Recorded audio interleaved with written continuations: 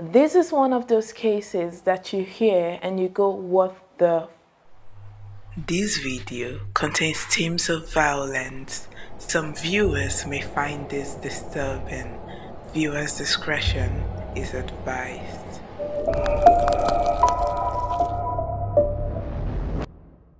Hello everybody, welcome back to my channel. Thank you for clicking on this video. My name is Omodele Salu, and if you're here, that means you're invested in true crime content as much as I am. So welcome, take a seat.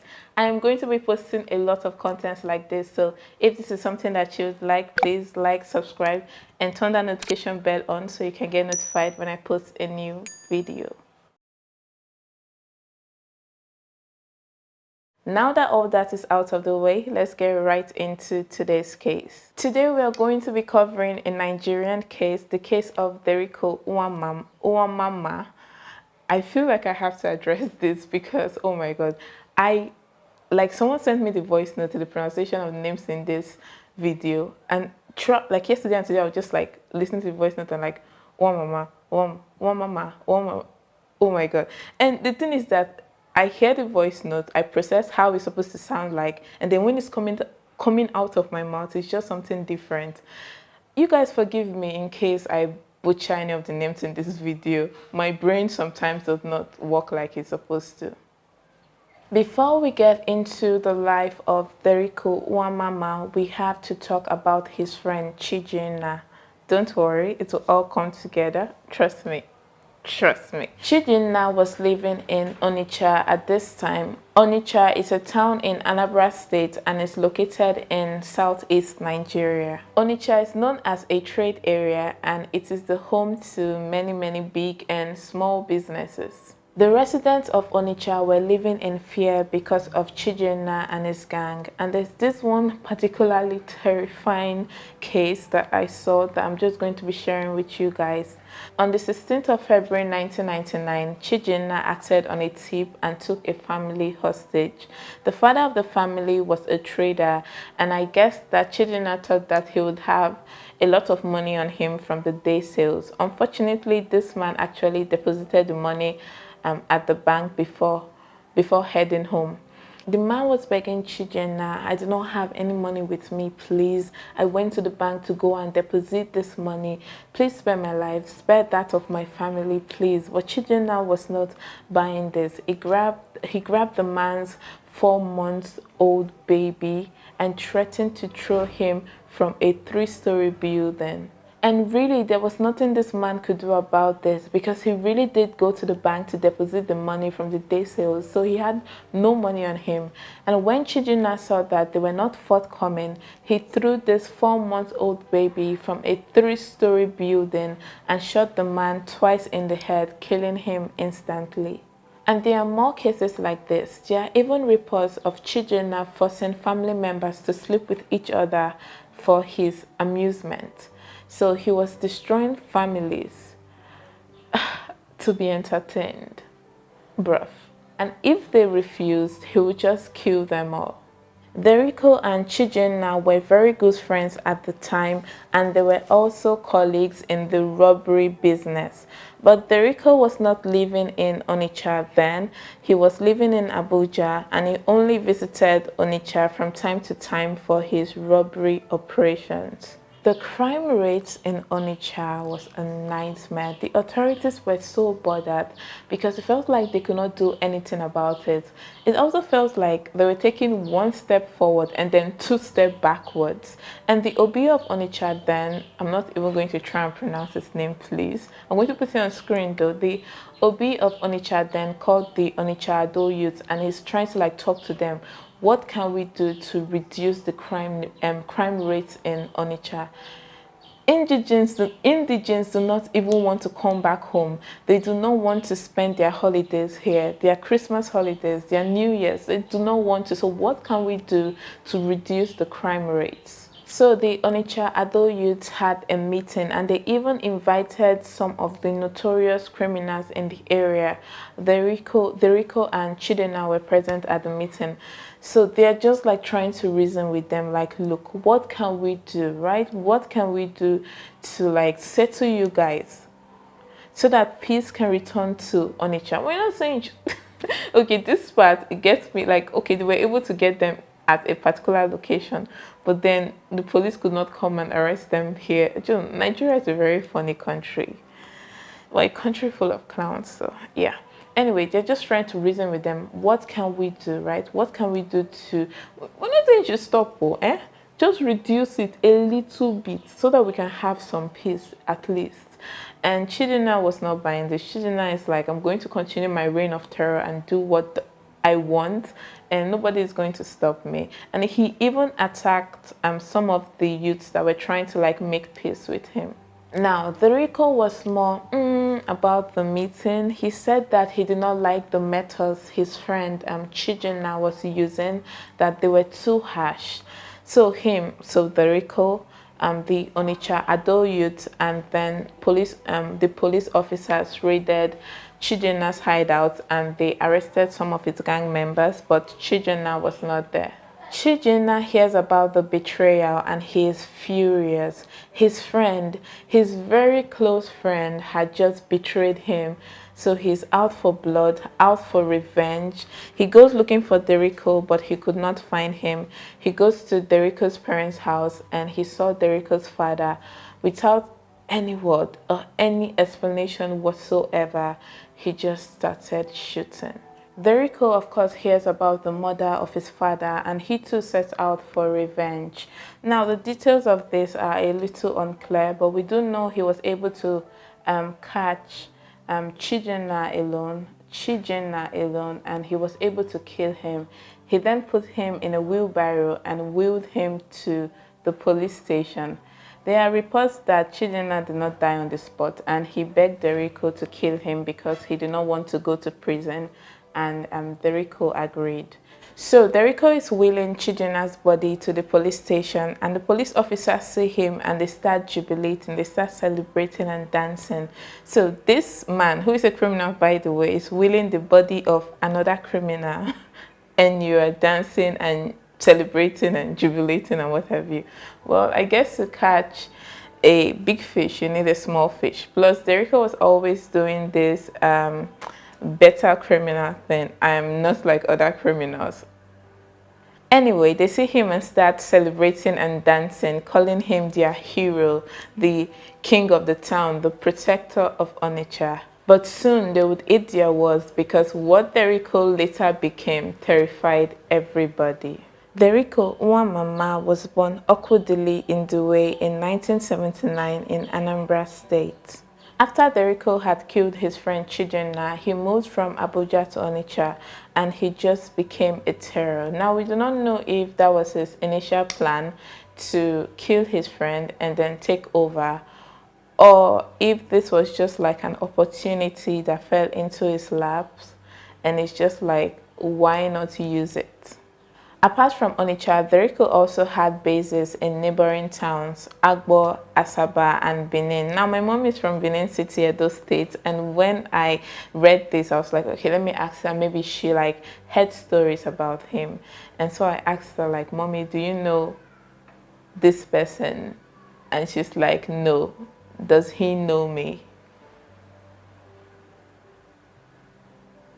Derico was described as the personification of terror. He kept on robbing people and killing people. And remember that Onitsha is a trade area, and this affected the business there because traders were so scared to come to the market because they were thinking, what is going to happen next? Even travelers were so scared to pass through the Onitsha road while they were traveling. Derico would rob commercial banks in Onitsha and steal millions of naira.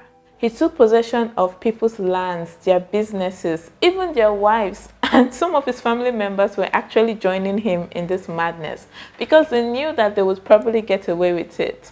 So why not? This makes me question human nature. Are we good because we are good, or are we good because there's an incentive to be good? After each successful raid, Derico would brag and say that he was invincible and no one can stop him, nothing can get to him. This was mainly because he believed that the charms and spells his native doctor made for him would not fail him. In December 2000, I can't find the exact date, right? But in December 2000, Derico and his gang attacked a 59-seater luxurious bus that was leaving for Lagos at Upper Iweka Road.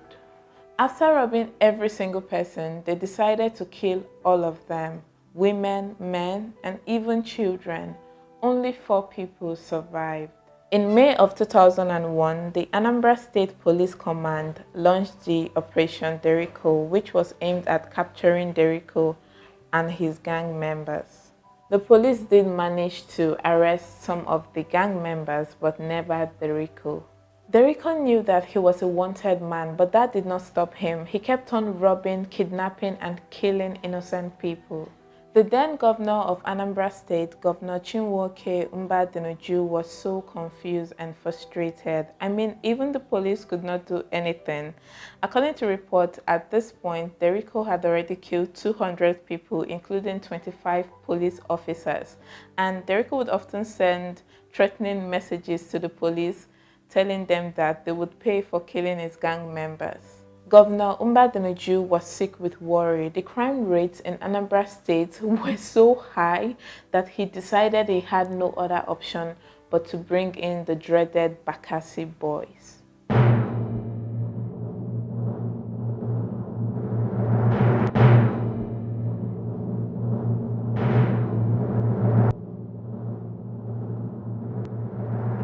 According to Wikipedia, the Bakassi Boys are a group of Nigerian youth vigilantes in the southeastern region of Nigeria. Activities of the vigilante group includes fighting against robberies, ritual killings, and kidnappings. The Bakassi Boys are usually armed with machetes and guns and an array of black magic artifacts and juju worn around their body. The manner in which they knew or discovered if one was evil or not was by the use of dark magic in their machete on the chest of any suspicious person, and if the machete's color changed from silver to blood red, it meant that the person had committed a heinous crime at some point in their life, and such person will be killed immediately. When I heard this, I was like, bruh, am I going to have to say this with a straight face? According to publications by various Nigerian media houses, their greatest metaphysical power was their ability to be immune to gunshot wounds. Even when shot multiple times at close range, they wouldn't flinch nor sustain any injuries. This metaphysical power was referred to as Odeshi amongst the Igbo people of Nigeria. Odeshi is an Igbo word that means it does not leak or it would not leak, which meant that if anyone shot them with a gun, it would not pierce their skins, hence their blood would not leak. This group likely took their name from the Bakassi Peninsula, an oil-rich peninsula in the Anang-Efik Ibibio region of the coastal southeastern Nigeria. The Bakassi Boys emerged as a vigilante group simultaneous with sharp increases in the crime rate of Abia State. When the Bakassi Boys were in Abia State, crime rates were reducing drastically, and other southeastern states in Nigeria saw this and like, bro, we want you in our state too, right? Come over! And so they invited them over and they saw that, wait, hold on, this is actually working. Crime rates are actually dropping. In time, law enforcement agencies became regarded as ineffective symbols, and the Bakassi Boys endeared themselves to many Igbo traders and merchants. In the southeastern part of Nigeria, especially Anambra State, they still enjoy popular support in the areas where they operate because the vices in the region have been greatly reduced since the inception of the vigilante group in 1998. When Derico heard that the Bakassi Boys were looking for him, he knew, bruh, shit just got real. And he was looking for places to hide, where to run to. On the 3rd of July 2001, Derico was on a bus going from Agbo to Onitsha. On getting to the Onitsha axis of the bridge, the Bakassi Boys stopped the bus. Derico acted fast and jumped out the window of the bus, but one of the Bakassi Boys, they were able to slice off one of his ears, I think his left ear, and that was how they were able to capture him. Derico was bleeding so much that he had to be rushed to the hospital. When the news of his capture broke, the entire Anambra state, they were so happy. They knew that finally they would be able to move on with their lives without having to worry about when he was going to attack them. On the 9th of July 2001, 6 days after Derico was captured, the Bakassi boys drove around in their buses chanting war songs. When their buses came to a halt, people were so excited. They were cheering. They knew what was about to happen.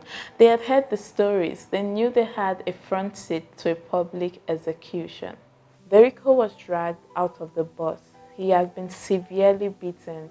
His entire body was covered in cuts and bruises. One of the commanders of the group addressed the crowd. He said that the Bakassi boys were in the state not for politics but to fight crime. He then gave Derico the microphone to maybe say his last words, and Derico was just begging for his life and saying that he is innocent.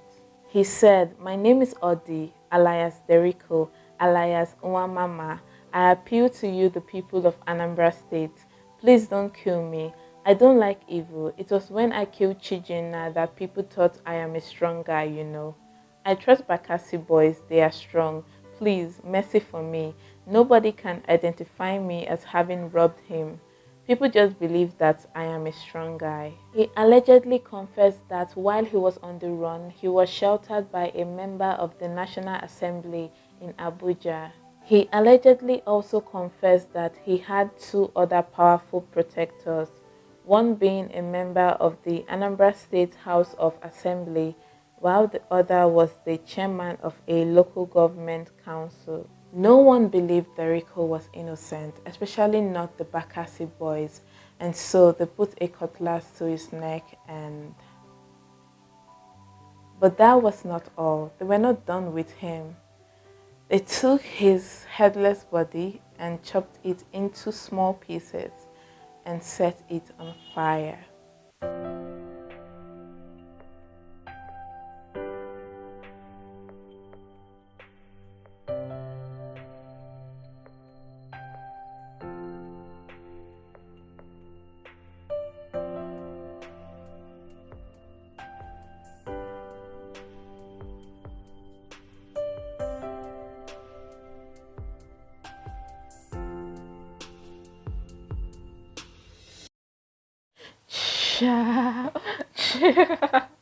Vigilante groups in Nigeria. I know we need them, but also I don't know how I feel about... We do not need more unchecked power in Nigeria, and I know that they are useful, probably more useful than the police in most cases, and I know that they save lives. They probably save mine because we still have neighborhood vigilante groups everywhere, and so they make the neighborhood safe. So yeah, I do understand that we need them, and I also see stories online about people talking about how the vigilante groups save their lives and that of their family. So yes, I get that, but again, regulations, baby, regulations, please. And that brings us to the end of today's case. You all take care of yourselves. Please like and subscribe if you haven't done that already. Subscribe, and I'll see you for the next one.